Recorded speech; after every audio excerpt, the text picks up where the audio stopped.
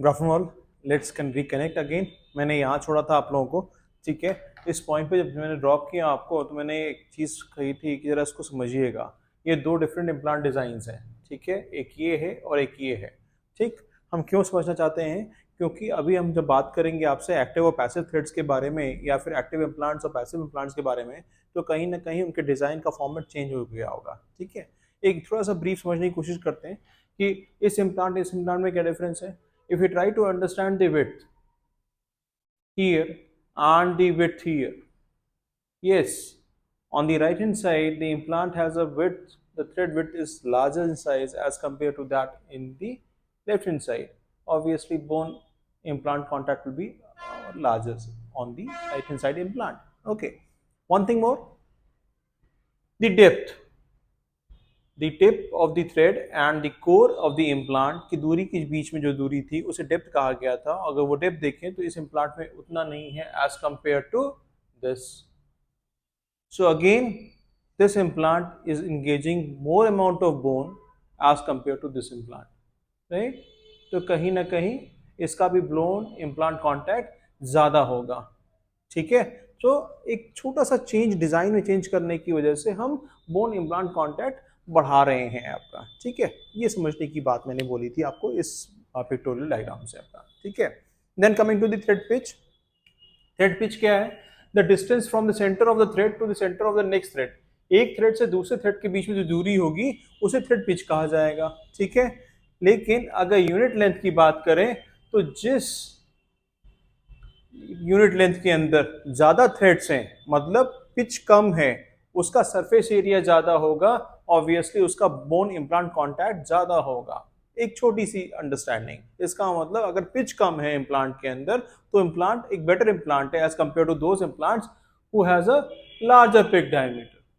उनके पिच के बीच में अगर दूरी ज्यादा है आपको तो ऑब्वियसली वो अच्छा इम्प्लांट नहीं है आपका, ठीक है। अगर बहुत पास पास पिच है तो ऑब्वियसली वो अच्छा इम्प्लांट है। अगेन द सेम फिनोमिनन कि हम इम्प्लांट सर्फेस को बढ़ा रहे हैं, अब increasing surface area of the implant so as to achieve a higher percentage of bone implant contact. Okay, coming to the next slide, we need to discuss you regarding the lead. What is a lead? Lead तब कही जाती है जब एक बार एक implant को 360 degrees tight किया जाता है तो जितना डिस्टेंस वो ट्रेवल करता है that is known as lead, that is axial distance that the implant advances in one complete turn. बहुत सारी कंपनीज अब मशीन इम्प्लांट्स बना रही हैं तो कहीं ना कहीं वो आपका क्या है कि डबल या ट्रिपल थ्रेड डिजाइन पे काम करते हैं। तो एक ही टर्न में 3 आपके इंगेज हो जाते हैं थ्रेड्स, राइट। तो that is a designing of the implant, ठीक है। तो कहीं ना कहीं जैसे हमने कहा कि एक 360 डिग्री में केवल एक थ्रेड जा रहा है, that is a single thread design implant. एक ही करने पे 2 थ्रेड्स घूम जाते हैं आपका, ठीक, 360 डिग्री घुमाने पे आपका, ठीक है। That is a double thread design आपका। And third is a triple thread design, this is all because of machine surface आपका। Why, what they want to achieve, the basic thing they need to achieve is high level of resistance to the vertical forces, secondary high level of bone implant contact, and also increased speed of implant insertion of that, right। ये सारी चीजें हम achieve करना चाहते हैं किससे? in case we need to change the modify the thread design. Then coming to the micro threads, micro threads क्या होता है? This is the implant, if we try to make you implant here, ये इसका crystal portion है जो crystal module कहलाता है। इस क्रिस्टल मॉड्यूल के ऊपर माइक्रो थ्रेड्स का बनाना शुरू हो गया, ठीक है। अभी जब बात करेंगे तो हम 3 इम्प्लांट डिजाइन के बारे में बात कर रहे होंगे थोड़ी देर बाद, external hex, tissue level implants, bone level implants, ठीक है। ये डिफरेंट इम्प्लांट डिजाइन हैं, ठीक है, इससे कंफ्यूज मत होइएगा। ये डिफरेंट इम्प्लांट्स हैं बेसिकली आपका। एक्सटर्नल हेक्स एक तरह का इम्प्लांट आता है, एक टिश्यू लेवल इम्प्लांट आता है, एक आपको बोन लेवल इम्प्लांट आता है, ठीक है। इससे कंफ्यूज नहीं होना है। ये समझना है कि जो हमारा क्रिस्टल मॉड्यूल होता है इसमें माइक्रो थ्रेड्स लाने लगे, क्या फायदा? क्योंकि जो क्रिस्टल बोन होगी इस पे फोर्सेस जानी चाहिए। जब फोर्सेस जाते हैं क्रिस्टल बोन पे तो क्रिस्टल बोन की वाइबिलिटी बनी रहती है आपका, ठीक है, और वो रिजॉल्व नहीं होती। लेकिन अगर ये स्मूथ सरफेस कर दिया जाए तो जब फोर्सेस जाएंगी तो obviously this starts causing resorption of this crystal bone. The presence of a smooth neck, negligible forces are transmitted to the marginal bone and leading to the resorption, right. Forces जा ही नहीं रही है, क्यों? क्योंकि यहां पर बोन इम्प्लांट कॉन्टैक्ट है ही नहीं, स्मूथ सरफेस है, there is no contact. When there is no contact, obviously आपका there is no transfer of forces, तो क्रिस्टल बोन लॉस होना शुरू हो जाता है। ठीक है, तो कहीं ना कहीं हमें समझ में आने लगा कि जो हमारा क्रिस्टल मॉड्यूल है, जो क्रेस्ट पे है आपका इम्प्लांट, वहां अगर माइक्रो थ्रेड्स होंगे तो वो इम्प्लांट बेटर होगा as compare to the other implant. Okay, machine surface, we all know that machine surface क्यों चाहिए, क्योंकि ये वैलीज एंड ग्रूव्स बनाने काम आता है। They create grooves and valleys, right, so as to achieve a thorough bone interlocking. And secondarily, the osteoblastic cells, they are rugophilic, they grow along the grooves. ये फायदा हुआ हमारा मशीन सरफेस से grooves और वैलीज बनाने का implant के अंदर आपका। ठीक है, बहुत ज्यादा डीप में इन्वॉल्व नहीं होना है, बस सुपरफिशियली समझते जाना है आपका। ठीक है, ये ग्रॉस डिजाइन है किसी इम्प्लांट का, अगर आप देखना चाहो तो समझ सकते हो तो। ठीक है, इसमें बेसिकली ये समझाने की कोशिश की गई है कि this is the implant core, this is the distance is thread, right, ये इसकी विड्थ कहलाएगी। ठीक है, अगर मैं इसको देखूं तो कैसा इम्प्लांट लग रहा है ये, it is a V shape implant system पे काम कर रहा है ये आपका। ठीक है, ग्रेड 4 टाइटेनियम बना हुआ है, प्लेटफॉर्म स्विचिंग है, ये समझेंगे। That is 11 degree most conical connection है, ये भी समझेंगे हम लोग। ये सारे पैरामीटर्स कहाँ पर आएंगे, कहीं ना कहीं जब हम अबटमेंट या जिंजाल फॉर्मर की बात करने लगेंगे। ठीक है, कहीं ना कहीं, ठीक है, आगे बात करेंगे इन सब के बारे में। एसएलए सरफेस, यहाँ पर ये बात करना इंपॉर्टेंट है। ठीक है, हम बेसिकली इस सरफेस की बात कर रहे हैं, SLA surface. What is SLA surface? Again a modification of the surface of the implant so as to make it more viable for the osteogenic activity. ठीक है, उतनी ज्यादा ऑस्टियोजेनिक एक्टिविटी इसके सरफेस पे हो कि जिससे कि बोन फॉर्मेशन फास्टर हो और इम्प्लांट बहुत जल्दी ऑस्टियो इंटीग्रेट हो जाए आपका, right. Okay, coming to the micro modifications में क्या क्या आते हैं, सैंड ब्लास्टिंग है, ग्रिड ब्लास्टिंग है, शॉर्ट पिनिंग है। मैंने दो तरह से समझाया था आप लोगों को आपका कि क्या क्या तरीके होते हैं। One is additive method, one is subtractive method, मतलब किसी तरह से इम्प्लांट के सरफेस को और पोरस करना है और उसके अंदर छोटे छोटे ग्रूव्स क्रिएट करने हैं आपका। ठीक है, वो कैसे कर सकते हैं आप, with the help of a sand blasting or grid blasting, short peening with using these kind of materials. Okay, coming to other subtractive methods, क्या क्या हैं? Acid etching, dual acid etching technique, sand blasting technique, that is a SLA technique का। Why we need to have an SLA technique?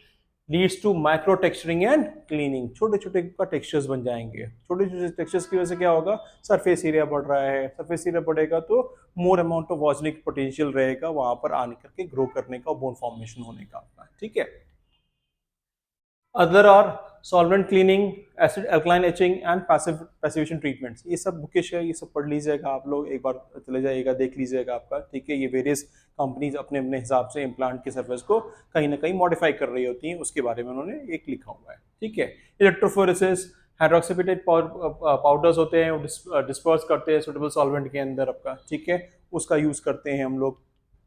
Thermal treatments, a layer composed of anatase and neutral structures of TiO2 create करते हैं implant surface पे, again increase the potential of osteointegration आपका।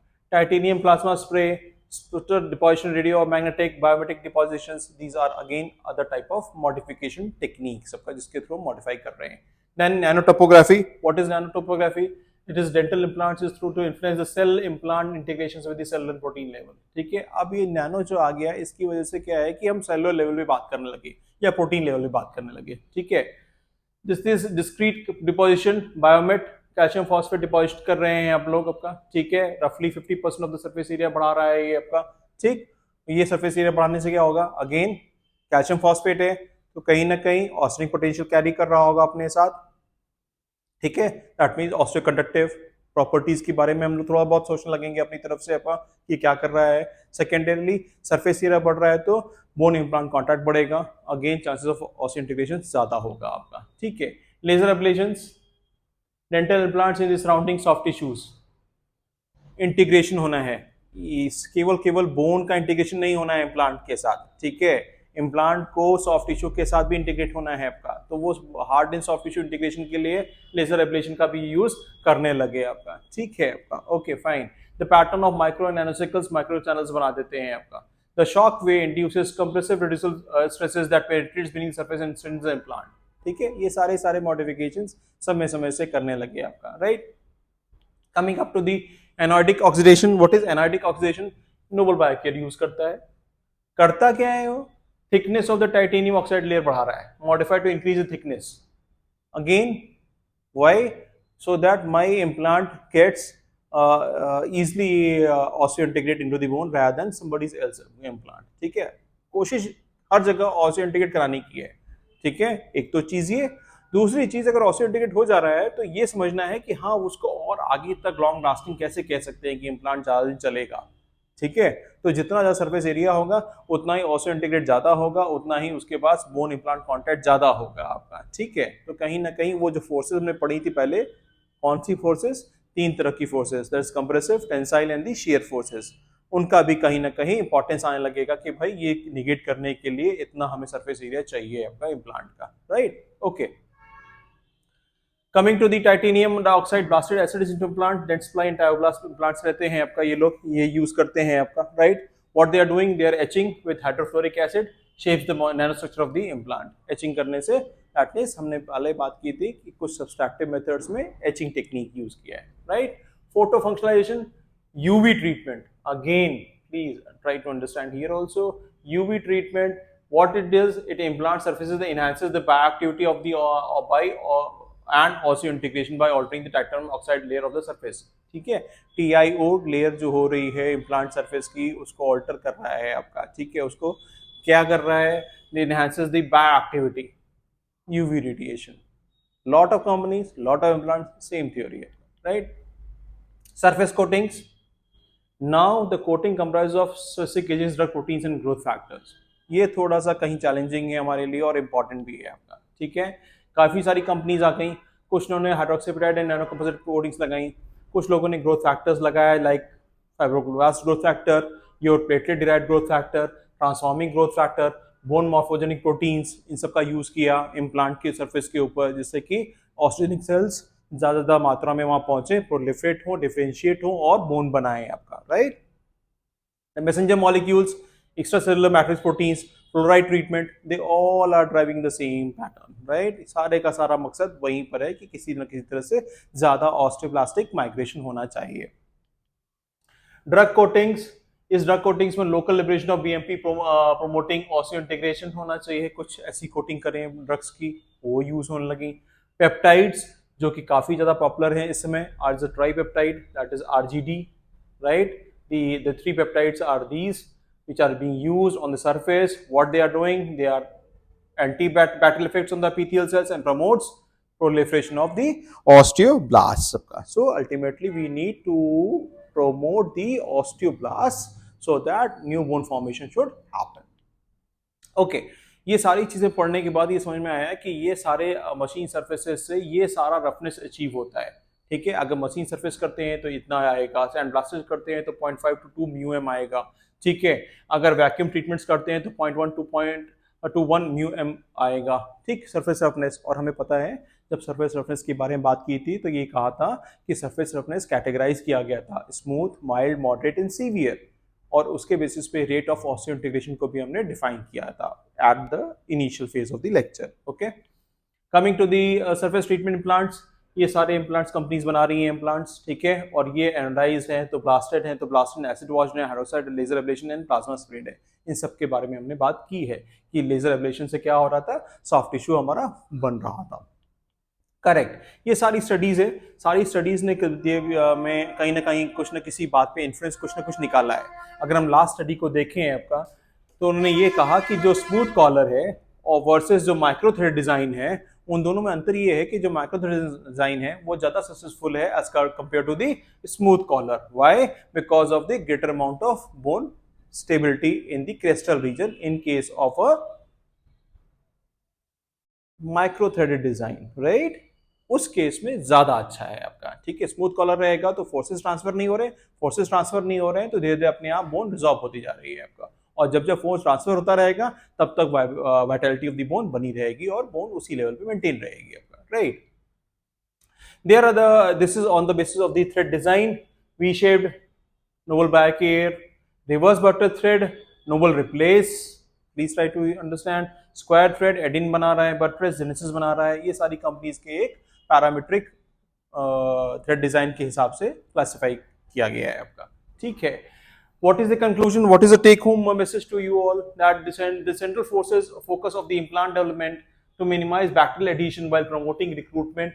Bacterial adhesion कम हो करना है, recruitment of and addition proliferation of osteonics as well as the fibroblastic cells in order to gain high degree of hard and soft tissue integration. जितना ज़्यादा hard and soft tissue integration हो सकता है उतना करने की कोशिश करें, और उसको अचीव करने का क्या तरीका है, कुछ तरह से मॉडिफाई करें इम्प्लांट को कि इम्प्लांट इस तरह से बिहेव करना शुरू कर दे, या फिर उसमें कुछ ऐसे सरफेस मॉडिफिकेशंस करें जिसकी वजह से ये चीज़ होने के चांसेस बढ़ जाए.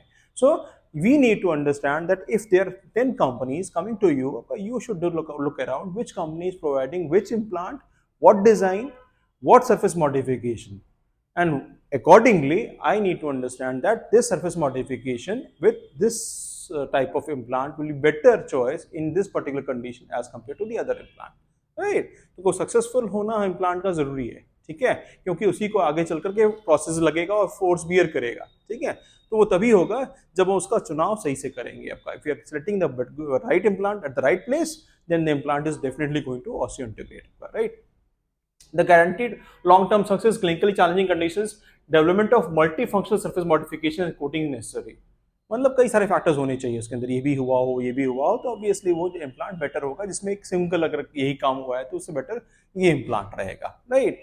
The goal of future research design a single polyvalent implant type to enhance clinical behavior regardless of osseous and fibrous integration peri-implantitis. What is peri-implantitis? That's inflammation all around the implant, right? Soft tissue में जब inflammation लगता है तो उसे peri-implantitis का surrounding the implant, ठीक है. ये तभी पॉसिबल है जब हमारा अच्छे से सॉफ्ट टिश्यू एडरेंस नहीं होगा आपका, ठीक है.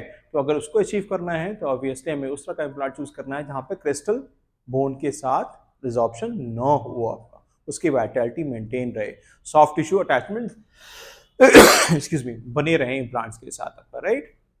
We are going to stop here, right. We have completed with the fixture points, right. Fixtures में अभी एक पॉइंट और छोटा सा बचेगा डिस्कस करने के लिए, वो हम आगे भी पीछे भी डिस्कस कर लेंगे. What are active and what are passive, one thing, and secondly what are different type of fixtures.